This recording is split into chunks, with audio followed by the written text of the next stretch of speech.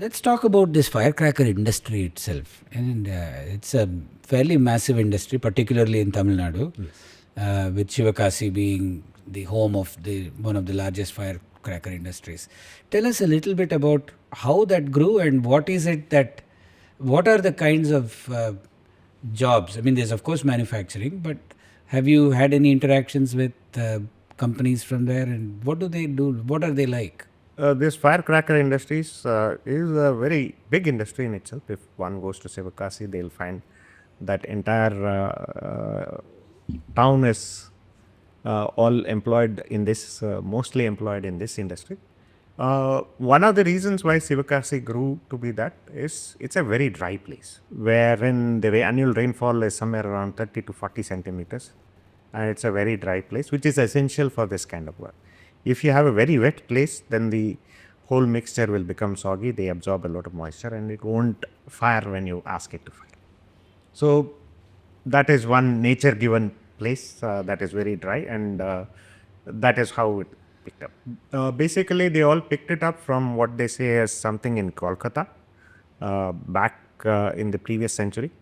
One of them, I think, Shanmugadas, I think, or I don't recollect the name correctly. Sure. So he went to Kolkata, brought that technology from there, and started their fireworks camp. Fireworks, we might think is like, anybody and everybody can do it. No, they have very strict rules for it. And you have to have a lot of distances between each of one of the plants. So they have to adhere to all of it. I've been there and looked at it many times. So contrary to our beliefs, sometimes that is of a little spurious nature and a kind of a manipulated nature, wherein we are told that child labor is there. I have not found any child labor in all of these visits that I've had, and most of them have been random timed and not. The other way to look at whether that industry has this kind of child labor or not is to look at the accidents and find out if any children have died. We hardly find any children dying in such incidents. And it's also very, very, very, very risky business, and you cannot entrust a child to do that. A child's curiosity will always make it go in the wrong direction. That is something that will cause a very catastrophic damage. So they do not want to have that, because they have to stick to protocols that are well laid out.